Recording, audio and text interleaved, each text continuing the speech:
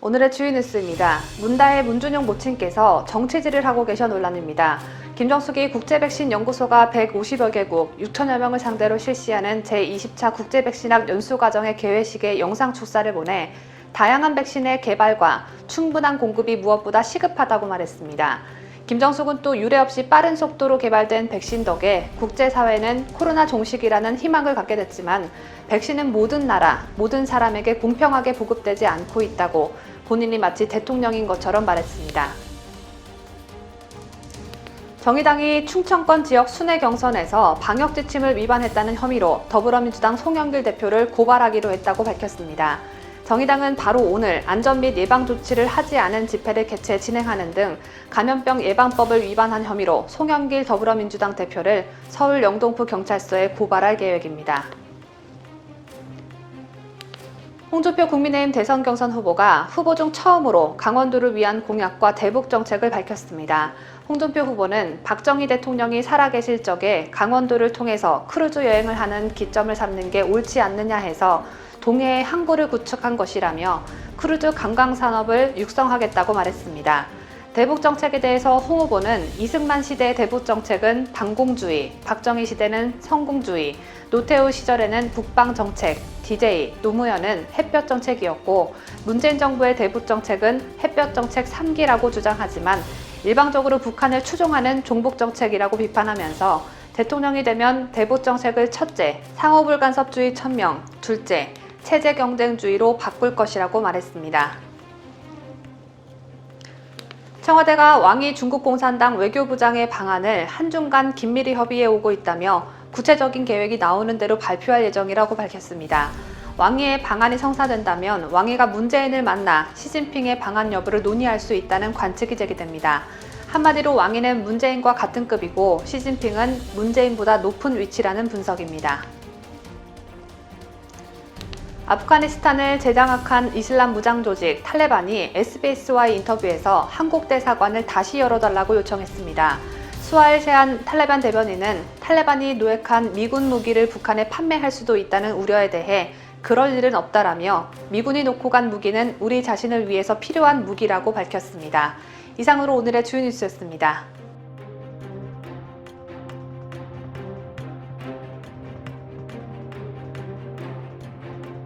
오전 7시에 7가지 소식을 전해드리는 뉴스탑 7, 지금 바로 시작합니다.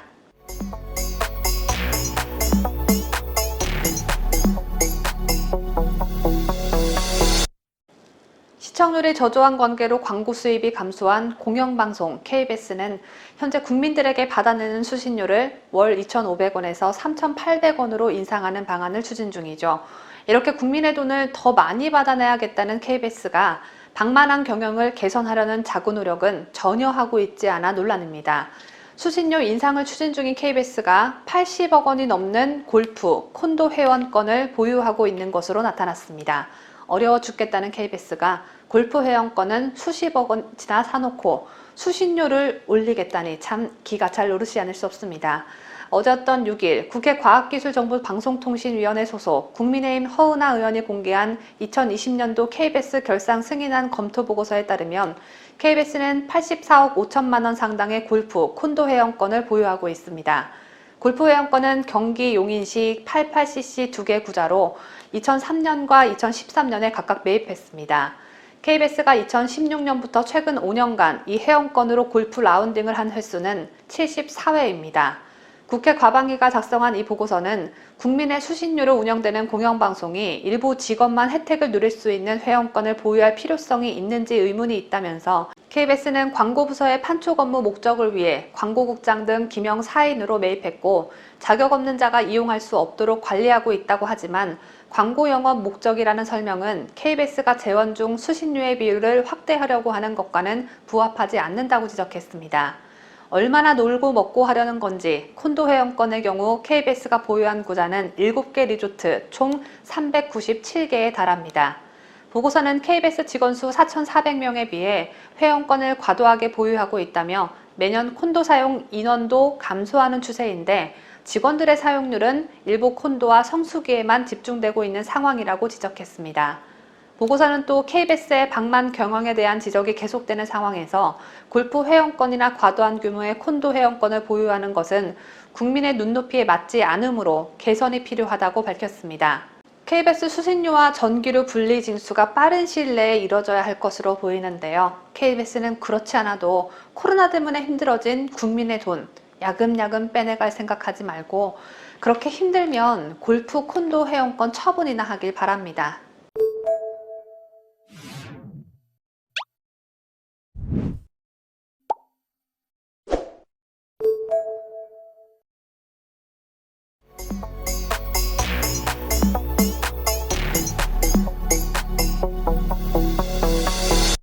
9월 6일 어제부터 정부의 대대적인 돈뿌리기 정책, 사상 첫 선별재난지원금 지급이 시작된 가운데 지원 대상에서 제외된 국민들 사이에서 지급 기준을 놓고 또다시 불만이 폭발하고 있습니다.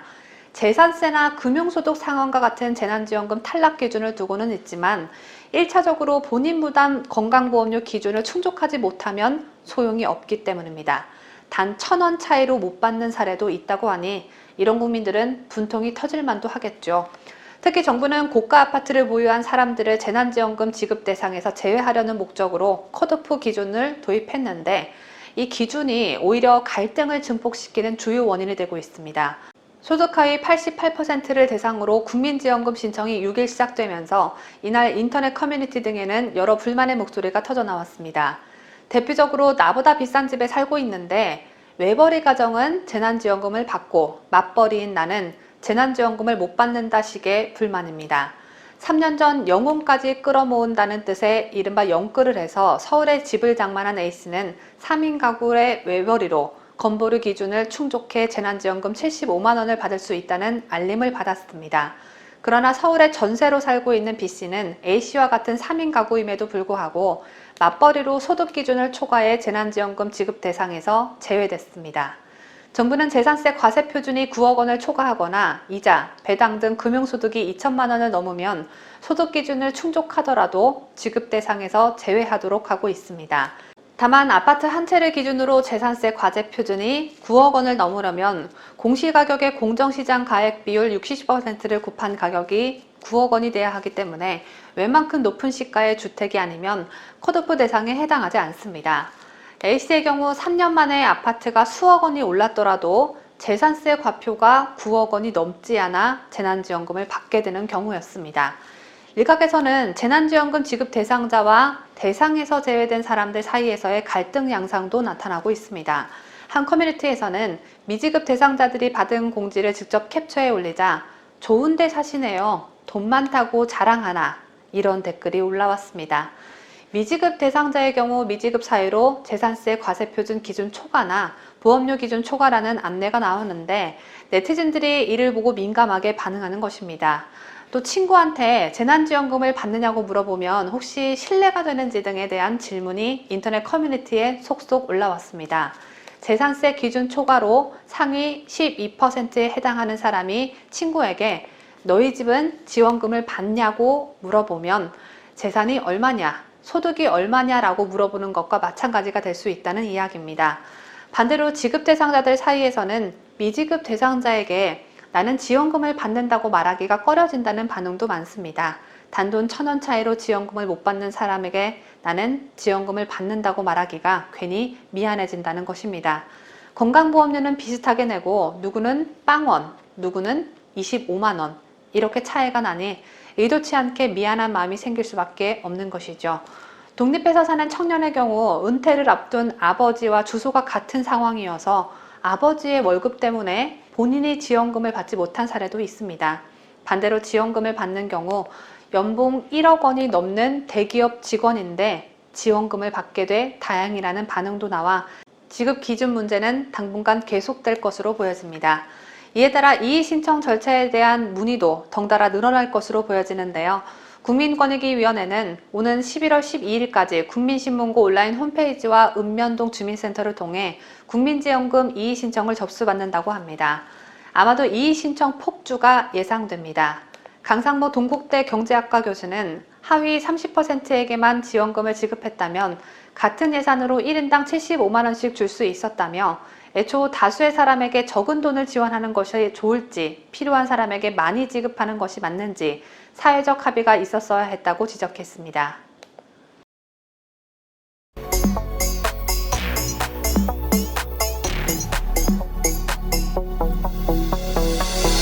내년도 본 예산이 사상 최초로 600조 원을 넘게 됐죠. 돈 나올 곳은 한정적인데 예산만 늘리고 있으니 재정 적자가 불가피하고 또 적자를 빚으로 메우다 보니 국가 채무 역시 눈덩이처럼 불어나고 있습니다. 2017년 660조 원이었던 국가 채무가 내년에는 1081조 원에 달할 것으로 예상되고 있습니다. 정부 여당은 재정 적자를 코로나19 탓으로 돌리고 있으나 정작 코로나 팬데믹으로 고생하고 있는 국민들은 국가로부터 충분한 경제적 지원을 받고 있다던가 정부가 보호막이 되고 있다는 느낌을 받기 힘든 실정인데요. 그 이유는 현 집권 세력이 국가 재정을 코로나로 힘든 국민들을 위해 적재적소에 쓰는 게 아니라 선심성 포퓰리즘 정책에 국민 세금을 펑펑 쓰고 있기 때문입니다. 여러분 아시다시피 우리나라는 기본적으로 비기축 통화국이면서 대외 의존도가 높은 나라입니다. 남북 분단과 강대국들 사이에 둘러싸여져 있는 지리적 특성 때문에 국방비 지출도 상당히 높은 나라인데요. 하지만 문재인은 수십 년간 지켜온 국가 채무 비율 40%의 마지노선을 근거가 뭐냐라는 한마디로 허물고 재정 폭주를 거듭해왔습니다. 여러분 혹시 이거 알고 계시는지요? 정부 수립 후 70년간 누적 국가 부채가 660조 원인데요. 문정부는 집권 5년간 그 3분의 2가 넘는 421조 원의 빚을 늘려놓았습니다. 나라가 흥하는 건 오랜 시간과 국민들의 피와 땀이 필요하지만 망하는 건 정말 순식간이구나라는 생각을 절로 하게 되는데요. 지금 이 시국에 코로나 위기 대응을 위한 재정의 역할을 부정할 사람은 없을 것입니다. 하지만 문재인 정부의 재정 폭주는 코로나 때문이 아니었었죠. 그 이전부터 정상 궤도를 벗어났고 코로나 국면에선 탈선의 정도가 더 심해졌을 뿐입니다. 최저임금 과속 인상의 부작용을 가리기 위해 세금으로 근로자 임금을 보태주고 세금 알바 일자리를 매년 수십만 개 양산하는 정책을 지속했을 뿐만 아니라 기초연금, 아동수당, 실업급여, 건강보험 등 복지 관련 지출을 마구마구 확대하면서 재정 지출이 통제 불능 상태로 커진 것입니다. 이런 가운데 곳간에 곡식을 쌓아두는 이유가 뭐냐라고 생각하느냐라는 한 국회의원의 공개 질의가 나왔습니다. 계속해서 이 재정당국에서는 재정 건전성을 이야기하십니다. 아마도 제가 또 질문을 드려도 분명 그 얘기를 하실 텐데 중요합니다. 재정 건전성을 지키는 것. 하지만 정작 사람이 필요할 때는 쓸 수 있어야 되는 거 아닙니까? 곳간에 곡식을 쌓아두는 이유가 뭐라고 생각하십니까? 곳간에 곡식을 쌓아두는 이유가 뭐라고 생각하십니까? 부총리님. 예, 의원님은 뭐 지금 쌓아놓으셨다 그러는데 제가 보기엔 비어가고 있습니다. 비어가고 있지만 지금 텅텅 비어 있습니까? 네, 상당 부분 어렵습니다. 그렇다면 다른 나라들은 왜 저 정도까지 적극적으로 재정을 투입합니까? 예, 의원님. 그거는 그 나라의 여건과 상황이 다르고요. 저희는 지금 의원님이 재정만 평가를 하셨는데 재정과 금융 지원을 다 포함한 걸로 보면 저희 나라도 GDP 대비 13%입니다. 재정 하나만 가지고 이제 말씀하시니까 그런 거고요. 사실은 그 나라의 여건이 여러 가지도 있지만 확진자 숫자만 하더라도 인구 10만 명당 우리는 500명이 안 되거든요. 미국은 1,000만 명입니다. 영국 10,000명입니다. 프랑스 10,000명입니다. 그 나라는 그만큼 코로나의 타격이 저희보다 워낙 더 커서 또 재정이나 금융이 또 지원 규모가 또 더 클 수밖에 없는 거거든요. 국민정의원의 이 같은 발언은 이번이 처음은 아니었죠. 작년에도 문재인 정부의 확장적 재정 정책을 옹호하며 곳간에 있는 작물들은 쌓아두기만 하면 썩어버리기 마련이라고 말해 여론의 문매를 맞기도 했습니다. 그리고 이런 발언이 또 나온 것인데요. 그러자 일부 네티즌들은 국민정 너는 버는 족족 다 써버리냐? 저축은 안 하느냐? 이런 기본적인 질문부터 국민적인 경제를 말하는 것 자체가 무리라는 말까지 나오며 국민정 의원을 강하게 비판하고 있었습니다. 제가 지난 방송에서도 여러 차례 말씀드린 적이 있지만 어떻게 저런 사람이 국회의원직을 수행할 수 있을까? 이런 의문이 드는 국회의원 중 한 사람이 바로 고민정 의원이라고 생각하는데요. 얼마 전 법무부 차관 우산 의전 논란이 벌어졌을 때 고민정 의원이 난데없이 언론 탓을 하는 것을 두고 전효옥 의원은 이렇게 충고했었죠. 침묵은 바보의 최고 무기, 이렇게 말입니다. 고민정 의원은 전효옥 전 의원의 말을 본인의 좌우명으로 삼기를 바라겠습니다. 국민들이 참 피곤합니다.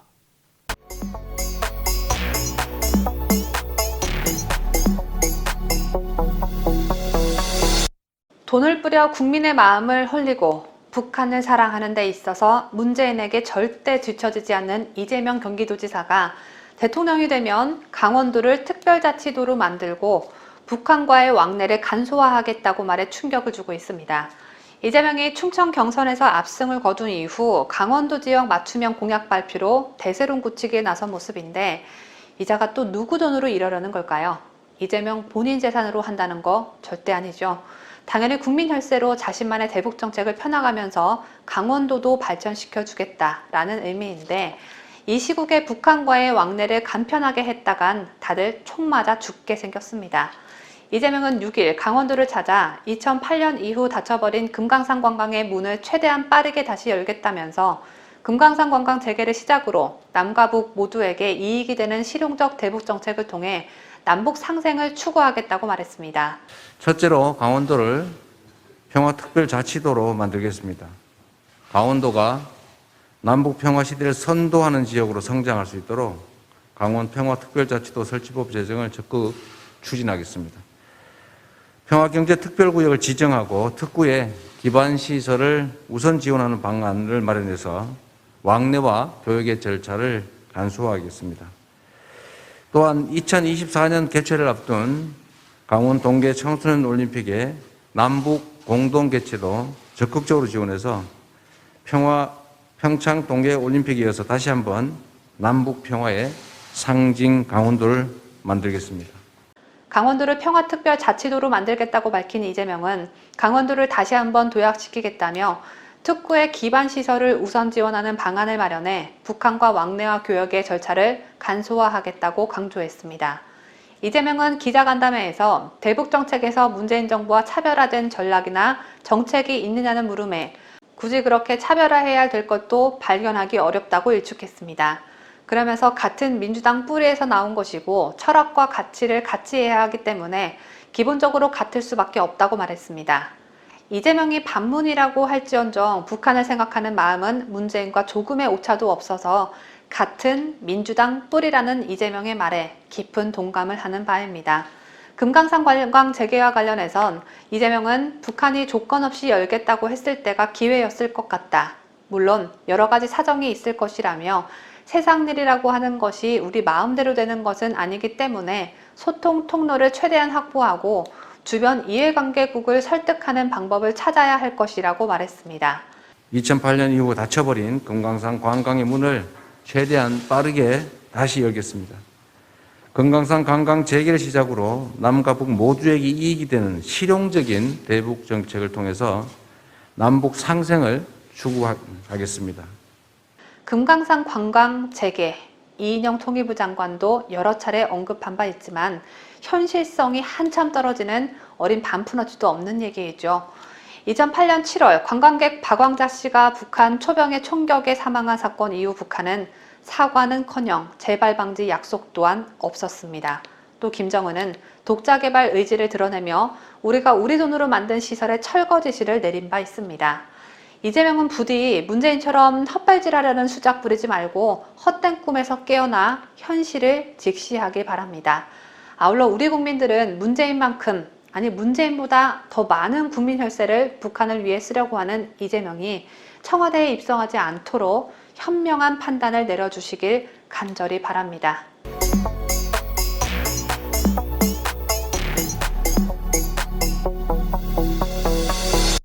지금 제 옆에 있는 그래프 사진은 어제 오전 홍준표 의원이 자신의 SNS에 방금 발표된 여론조사라며 올린 것입니다.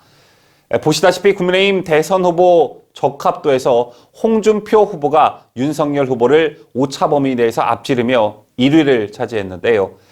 이 같은 여론조사는 줄곧 1위를 수성해온 윤석열 후보를 처음으로 앞선 여론조사라는 점에서 어제 하루 종일 언론에 의해 화제가 되었습니다. 또 같은 날 발표된 다른 여론조사에서도 홍준표 후보는 여야 차기 대선 후보 적합도에서 전주 대비 4.2%포인트 상승해 13.6%를 기록했는데요. 28%를 기록한 이재명 민주당 대선 경선 후보와 26.4%를 얻은 윤석열 국민의힘 대선 예비 후보보단 다소 차이가 있었지만 17.7%를 얻은 이낙연 민주당 예비 후보를 뛰어넘었습니다. 이 여론조사 역시 윤석열, 이재명과 함께 3강 구도의 한 축이었던 이낙연 민주당 후보를 홍준표 후보가 제치고 3위에 진입했다는 점에서 많은 화제가 되었습니다. 무조건 야당 후보는 홍준표의 줄임말인 무야홍을 외치던 지지자들은 크게 고무되는 모습을 보였지만 다른 한편에선 여전히 역선택을 의심하는 분위기가 역력합니다. 이와 관련해서도 역시 줄임말이 유행하고 있는데요.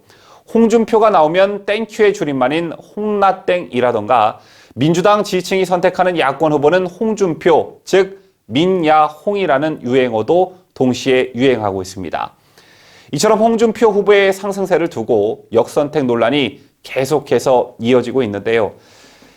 저는 그간 윤석열 후보의 독주는 바람직하지 않다. 최소한 2강 내지 3강 구도가 경선의 흥행면이나 대선 후보 리스크 차원에서 바람직하다라는 말을 여러분께 계속해서 드려왔습니다. 그러면서 윤석열 후보는 견고한 지지율을 유지하되 최재형, 홍준표 후보 등의 약진을 바래왔는데요. 그 이유는 특정 후보를 지지하는 차원이 아니라 야권 대선판 전체를 걱정하는 어떤 진심에서 비롯한 것이었습니다.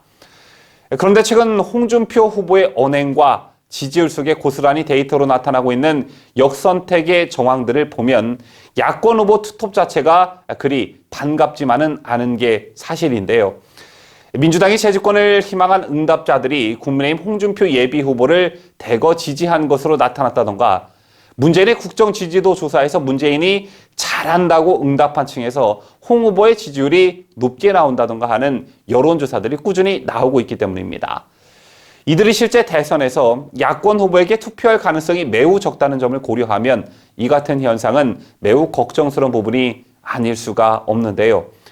이런 현상을 발판 삼아 홍준표 후보가 점점 보수 색채를 버리고 중도 좌파적 색채로 바뀌고 있다는 점도 매우 우려스럽습니다. 물론 선거에선 전략적인 선거운동이 필요할 때가 있지만 정체성을 잃을 정도로 변질되는 건 바람직하지 않다라고 보는데요. 검찰이 보통 가족 수사를 할 때는 가족 중 대표자만 수사를 한다며 조국 일가에 대한 검찰 수사를 무리하다고 밝힌 SNS 글을 조국이 자신의 페이스북에 공유하는 일도 있었고요. 노무현 전 대통령의 묘역을 참배하고선 2002년 노무현 후보처럼이라고 방명록에 쓰기도 했고 나는 보수의 노무현이라고 말하기도 해 지지층들로부터 비판을 받기도 했습니다. 또 본인이 대통령이 된다면 좌우를 떠나 민주당 총리를 모실 수 있다고 한 발언 역시 너무 나간 발언 아니냐라는 비판을 받았는데요. 이 밖에도 민주당이 윤석열 후보를 흠집내기 위해 음모론을 펴는 논리를 그대로 차용해 윤 후보를 비판하는 것을 두고도 아무리 경쟁 후보지만 같은 당 후보로서 정도가 지나치다라는 비판 여론도 있었습니다. 여러분께서는 홍준표 후보의 이런 대권 행보에 대해 어떻게 생각하시는지요? 야권의 대선 최종 후보가 나올 때까지는 철저하게 중립을 지키겠습니다 라고 여러분께 약속을 드렸기 때문에 우리 진영의 특정 후보를 비판하는 것 자체가 어떤 오해를 살 수 있기 때문에 발언이 굉장히 조심스러운데요. 홍준표 후보는 좀 부끄럽게 생각해야 한다라고 저는 생각합니다. 왜냐하면요. 여러분 아시다시피 홍준표 의원은 지난 총선에서 잠시 당을 나가 무소속 출마를 한 것을 빼고는 아주 오랜 시간 현 야당 계열 한 곳에서 정치 활동을 지속해 왔습니다. 그 오랜 시간 동안 이번 21대를 포함해 총 5번의 국회의원을 지냈고요. 경남 도지사도 했었죠. 또 당대표를 역임했을 뿐만 아니라 지난 대선에선 자유한국당의 대선 후보이기도 했습니다. 이런 의미에서 보면 홍준표 후보는 국민의힘의 박힌 돌이라 할 수 있습니다. 그런데 보수층과 당원들에게 굴러들어온 윤석열 후보의 지지율보다 한참 못 미치고 있죠. 더군다나 당 생활을 그렇게 오래 했지만 현재 홍준표 캠프에 합류하고 있는 전현직 의원들은 손에 꼽을 정도로 매우 적은 숫자입니다. 이런 의미에서 당대표를 지낸 황교안 후보도 마찬가지이지만 홍준표 후보와 황교안 후보의 어떤 정치 짬밥을 같은 선상에 놓고 비교할 수는 없는 일입니다. 어쨌든 다른 정당도 마찬가지지만 대선 최종 후보로 나가기 위해선 좁은 의미에선 당심, 보다 넓은 의미에서는 어떤 진영의, 보수 진영의 탄탄한 지지가 바탕이 되어야 하는데 홍준표 후보가 이 점을 너무 간과하고 있는 건 아닌지 정말 우려스럽습니다. 과거의 대통령 선거에서 지지층의 탄탄한 기반 없이 대통령이 된 사람은 없었습니다. 지금까지 제가 말씀드렸던 이유로 윤석열 후보 또는 최재형 후보의 지지자라는 이유로 또는 다른 이런저런 이유로 홍준표 후보를 비판하시는 분들도 계실 테지만 어쨌든 홍준표 후보도 우리 진영의 소중한 대선 후보 중 한 사람입니다. 부디 오랜 시간 당과 희로애락을 같이 했던 당의 어른답게 자신이 가진 보수의 정체성을 망각하지 않는 그런 홍준표 후보가 되기를 바라는 충심에서 몇 말씀 드렸습니다.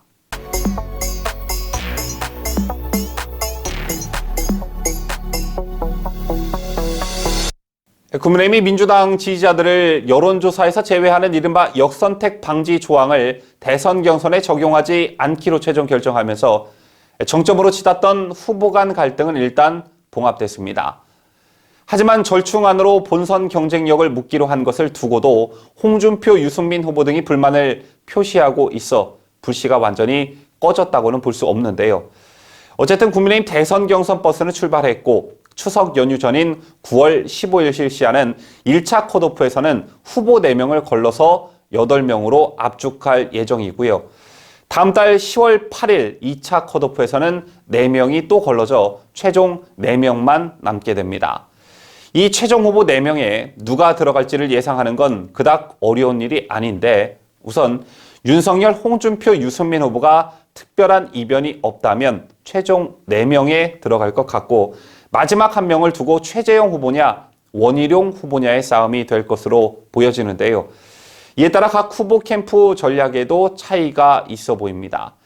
최근까지 실시한 대부분의 여론조사에서 여야 전체 후보는 물론 범야권 내 후보 적합도 1위를 달리고 있는 윤석열 전 검찰총장이나 최근 지지율이 급상승의 윤석열 전 총장과 야권 후보 적합도에서 1대1 구도를 형성한 홍준표 의원은 1, 2차 컷오프보다는 오는 11월 5일 최종 후보 선출에 초점을 맞추고 있는 듯 보여집니다.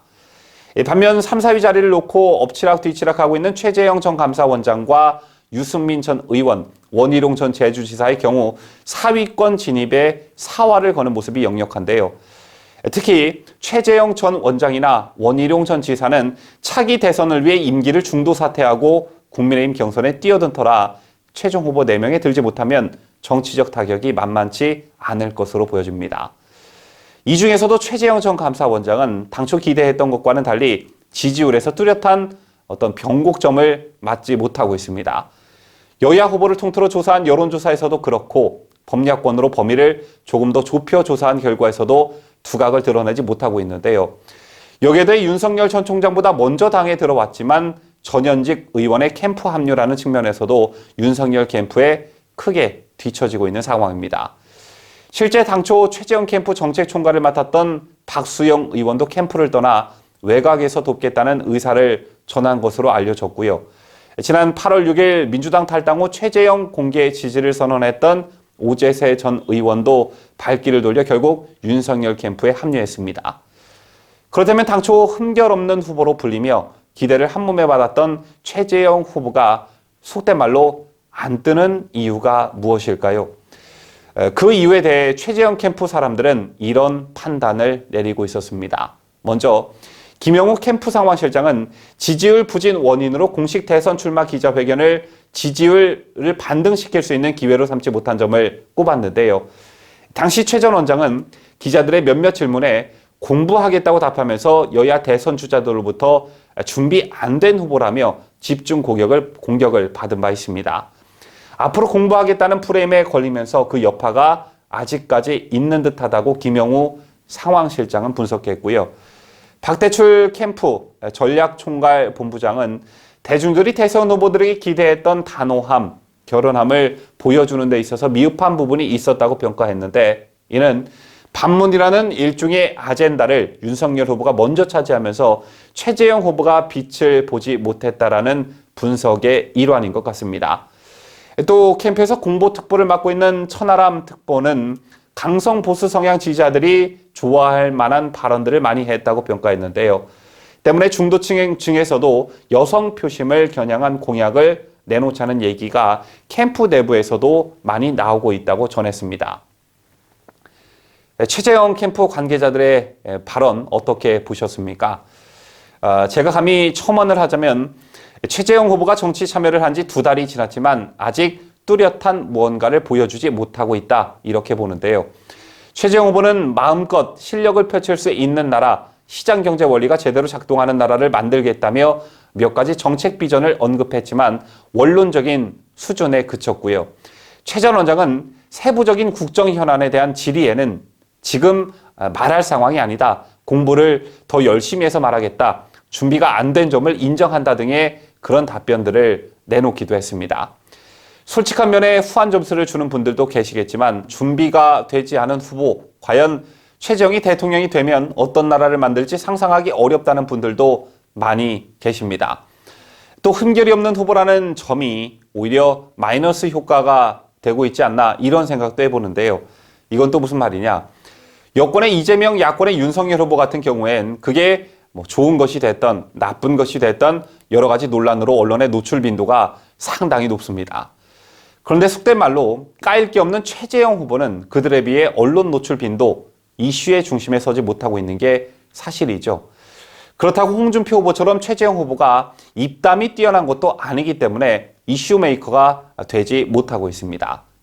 그렇다면 흠결 없는 후보, 여러 논란에서 자유로울 수 있는 후보라는 점을 더 부각시켜 다른 후보들과 차별화된 자신만의 정책과 아젠다를 적극적으로 보여줌으로써 혼탁한 대선 전국에 깨끗한 후보, 정책만으로만 승부하는 최재형이란 이미지를 더 늦기 전에 부각할 필요성이 있다고 저는 생각합니다. 앞으로 최재형 후보의 멋진 활약을 기대해 봅니다.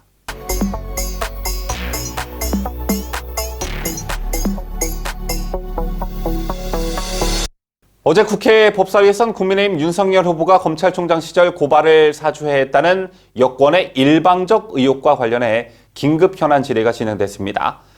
그간 여당은 야당에서 요구해온 조국 관련 또는 추미애 관련 현안 질의 요청을 일절 묵살해 왔다가 유독 이 사건에 대해서만 강한 열의를 보이며 현안 질의를 열었는데요. 법사위를 여론전의 도구로 삼으려 했지만 오히려 야당 의원들이 선전하며 여론 반전의 빌미를 제공했다는 평가들이 나오고 있습니다. 어떤 이슈가 처음 불거지게 되면 그 이슈가 해소되거나 사그라질 때까지 긴 시간이 됐던 짧은 시간이 됐든 간에 여러 번의 변곡점을 맞게 되는데요. 지난 주말 이 의혹이 불거지고 여당은 국기문란, 제2의 최순실 사태, 국정조사감 이런 프레임을 들고 나오면서 강한 공세를 펼쳤습니다. 그리고 그 중심엔 야권 대선 후보 선두를 달리고 있는 윤석열 전 검찰총장과 이 사건을 연결시키려 하는 의도가 매우 강했습니다.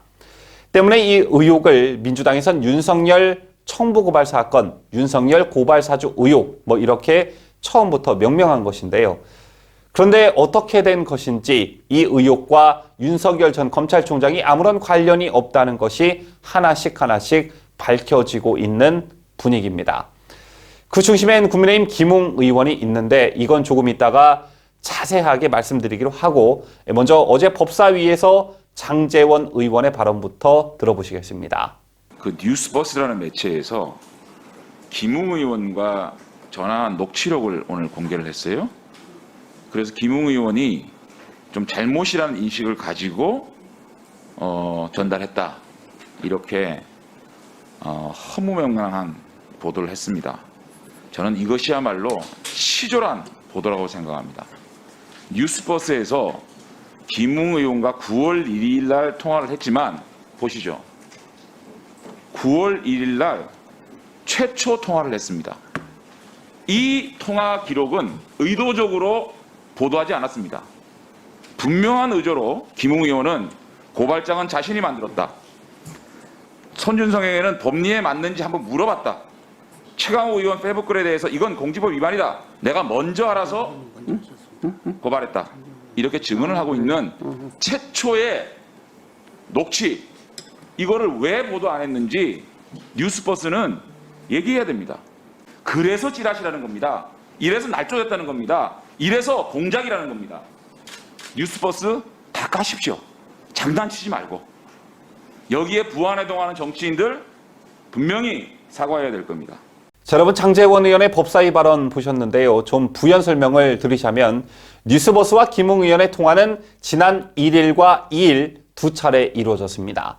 그런데 뉴스버스는 어제 오전에 이 중에 2일, 그러니까 두 번째 통화 녹취만 공개했습니다. 바로 이 두 번째 통화 녹취록에는 김웅 의원이 김건희 씨 건의 경우 윤 후보 쪽이 문제 삼고 싶었을 수도 있겠다라는 내용이 있었는데 윤석열 후보의 타격을 가할 만한 이 부분을 제목으로 뽑아서 뉴스버스가 보도한 것입니다. 하지만 제목과는 다르게 녹취록 전문을 보면요. 김웅 의원의 발언 대부분은 기억이 안 난다, 모른다는 내용인데 여권에서 주장하는 고발사주 의혹에 힘을 더하는 추측성 발언에 방점을 찍어 보도를 한 것입니다. 장제원 의원이 공개한 녹취록은 두 번의 통화 중 첫날 분 내용인데요. 여기엔 김웅 의원이 최강욱 의원에 대한 공직선거법 위반 고발장을 내가 직접 썼다. 윤석열 총장이나 검찰과는 전혀 상관이 없다고 말한 부분이 분명 들어가 있습니다. 하지만 해당 매체는 이 부분은 보도하지 않았습니다. 즉, 뉴스버스가 윤석열 전 검찰총장이 고발을 사주한 상황으로 연결시킬 수 있는 그런 내용만을 선택적으로 보도했다고 볼 수 있겠죠.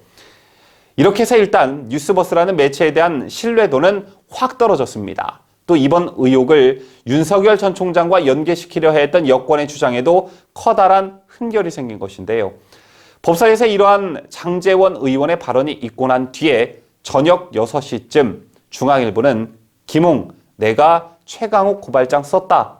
김건희 기억 안 난다라는 제목하에 단독 보도를 내보내게 됩니다. 장제원 의원이 밝힌 내용을 김웅 의원 본인이 직접 밝혔다는 것인데 장제원 의원이 말한 것처럼 김웅 의원도 윤 총장과는 관련이 없다. 최강욱 열린민주당 의원 고발장은 내가 만들었다. 다만 김건희 씨 주가 조작 의혹이 포함된 고발장에 대해선 그 문건은 전혀 기억이 없다라고 말했습니다. 또 연수원 동기로 알려진 손준성 검사와 관련해서도 고발장은 제가 만들었다. 검찰 쪽에서 제가 받은 것은 아니다. 법리적으로 맞는지 손준성 검사에게 한번 물어봤을 수는 있다라고 애매한 말을 덧붙이기도 했습니다.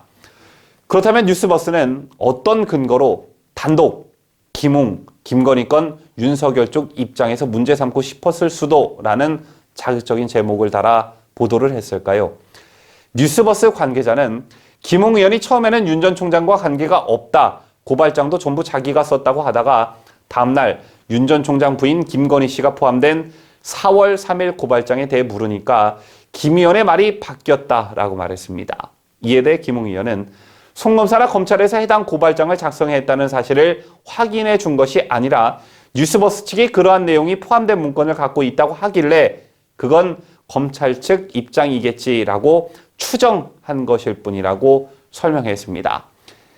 김웅 의원이 그건 검찰 측 입장이겠지라고 말했다는 건 뉴스버스 측에서도 인정하는 부분이니까 이런 정황으로 봤을 때 김웅 의원의 저 추측성 발언을 두고 뉴스버스가 자의적 해석이 들어간 기사를 쓴 것으로 보여집니다. 이렇게 김웅 의원의 말대로 고발장을 자기가 썼고 손준성 검사에게는 법리 정도만 물어봤다면 정말 아무 문제가 없는 일이 되겠죠. 물론 김웅 의원이 김건희 씨 주가 조작 의혹이 포함된 고발장에 대해선 전혀 기억이 없다고 말하고 있기 때문에 최초 고발장 작성자가 누구인가를 둘러싼 논란은 계속해서 이어질 테지만 일단 전달 통로 역할을 했다고 의심받는 김웅 본인이 윤 전 총장과 검찰과는 관계가 없다고 하고 본인이 고발장을 직접 썼다고 말하고 있을 뿐만 아니라 뉴스버스의 선택적 보도로 보도의 신뢰성이 급격히 떨어진 상황입니다. 그런데 여기서 끝나지 않았는데요. 낮에 장제원 의원이 법사위 발언이 있고 저녁 6시쯤 중앙일보 단독 기사가 나가고 어제 자정이 넘은 늦은 시각 동아일보의 또 다른 단독 기사가 보도됩니다. 제목, 김웅, 제보자 밝혀지는 순간 어떤 세력인지 알게 된다. 이 기사는 어젯밤 김웅 의원이 동아일보와 직접 가진 인터뷰를 토대로 한 기사인데요. 이 인터뷰가 짧기 때문에 저희가 전문을 음성 대역으로 함께 구성해봤습니다. 함께 보시겠습니다. 뉴스버스 측은 김 의원이 뉴스버스 기자에게 최강욱 의원의 공직선거법 위반 관련 고발장은 내가 초안을 잡았다고 얘기했고 윤 전 총장의 부인 김건희 씨의 명예훼손 관련 고발장에 대해서는 아마 검찰 측 입장에서 전달된 것 같다고 말했다고 합니다. 사실입니까? 말도 안 되는 소리입니다. 뉴스버스는 내가 한 말을 짜집기 했습니다. 사실이 아니고 거짓말 대잔치입니다. 처음 인터뷰 기사가 완전 왜곡돼서 나갔습니다. 고발장을 당에 전달했다고 하는 4월 3일과 8일은 선거를 앞둔 정신없는 시간입니다.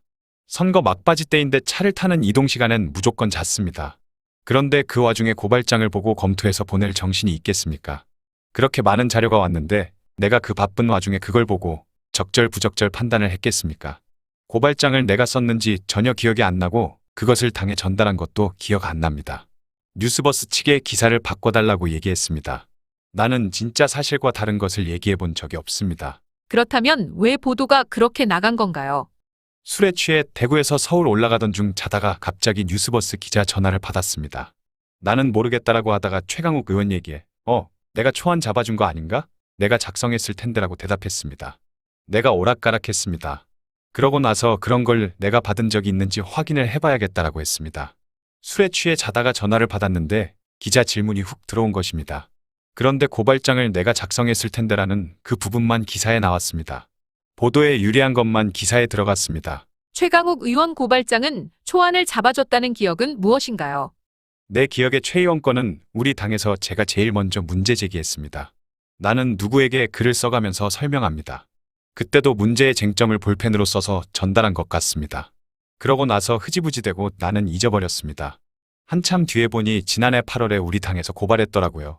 내가 윤 전 총장으로부터 사주를 받았다면 그때 바로 고발을 했었어야지. 지난해 8월 당 차원의 고발엔 나는 관여한 바 없습니다. 기존 보도에서 전달한 것 같다, 기억이 안 난다는 김 의원의 대답이 혼재돼 있는데요. 준성이가 보낸 것 같다고 얘기하면 나는 아무 문제가 없습니다. 만약 누군가 작성해서 손검사가 보냈고 부적절하든 어쨌든 내가 당에 전달한 것은 아무 혐의가 없습니다. 뉴스버스가 공개한 휴대폰 캡처 화면이 다 사실이라면 내가 손검사에게 받아서 보낸 것이겠죠. 그런데 손검사는 아니라고 합니다. 예를 들어 내가 뉴스버스 보도가 사실인 것 같다고 하면 당장 윤석열 캠프에서 손검사에게 받았다는 증거를 대라고 할 것인데 나는 텔레그램 대화방을 다 지웠으니 증거가 없습니다. 뉴스버스가 사실이라면 내가 보낸 것이라는 말의 뜻은 무엇인가요? 사실은 기억이 나진 않지만 뉴스버스 보도를 보니 조작 안 됐으면 내가 보낸 것이겠다는 생각은 했습니다. 나는 항상 제보한 사람, 제보를 전달받은 사람에게 이 방 폭파한다고 하는 것은 맞습니다. 폭파한다는 용어는 내가 쓰는 용어입니다. 또 누군가 제보를 전달하면 나는 무조건 당에 다 전달했습니다. 하지만 손검사는 아니라고 하니까 내가 뭐라고 하겠습니까? 뉴스버스가 조작됐다는 증거도 없고 반대로 손검사에게 받았다고 해도 입증 자료가 없습니다. 조작 가능성도 있다고 보시나요? 내 생각엔 손검사가 나에게 다른 자료를 보낸 텔레그램 대화방을 가지고 지금 문제가 된 고발장들과 엮은 것일 수도 있습니다. 만에 하나 손검사가 다른 사람에게 보내놓은 걸 나에게 보낼 수 있어서 대화방에 손준성 보냄이 나올 수도 있습니다. 나도 감이 안 옵니다. 보도 이후 손 검사와 연락했나요? 보도 이후 준성이랑은 통화 안 해봤습니다. 여러분 어떻게 보셨습니까? 복수의 언론에 따르면 김웅 의원은 이 보도가 나온 직후 며칠간 의원실에도 안 나오고 기자들의 전화도 안 받고 그래서 잠적이라는 말까지 나왔었죠. 더군다나 김웅 의원은 유승민 캠프의 대변인입니다. 이 중요한 시기에 대변인이 며칠 동안이나 두문불출했다는 건데 인터뷰를 들으시면서 느끼신 분들도 계실 테지만 잠적해 있는 동안 뭔가 자신이 이 논란에서 피해가기 위한 여러 가지 알리바이를 만든 게 아닌가.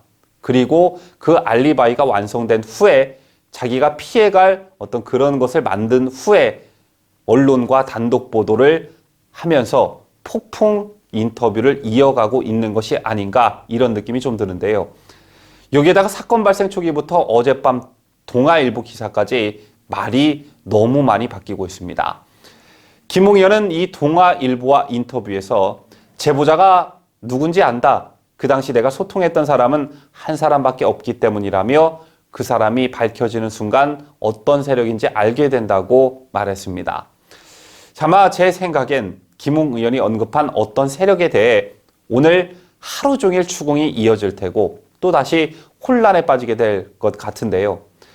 자, 이게 과연 야당 의원이 대선을 앞두고 할 짓인지 어떤 언론의 굉장히 정략적인 질문에 술을 먹고 이랬다 저랬다 대답할 그런 정신머리를 갖고 어떻게 국회의원을 하고 있는지 정권 교체를 바라는 많은 국민들에게 희대의 역적으로 기억되지 않으려면 키맨으로 지목되고 있는 김웅 본인이 이 논란을 하루빨리 종식시키기를 바라겠습니다.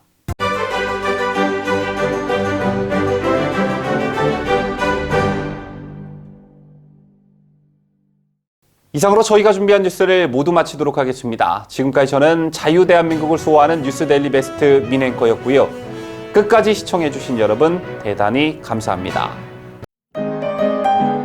뉴스데일리 베스트는 구독자 여러분의 소중한 구독료를 운영합니다. 여러분의 자발적 구독료 참여를 기다립니다.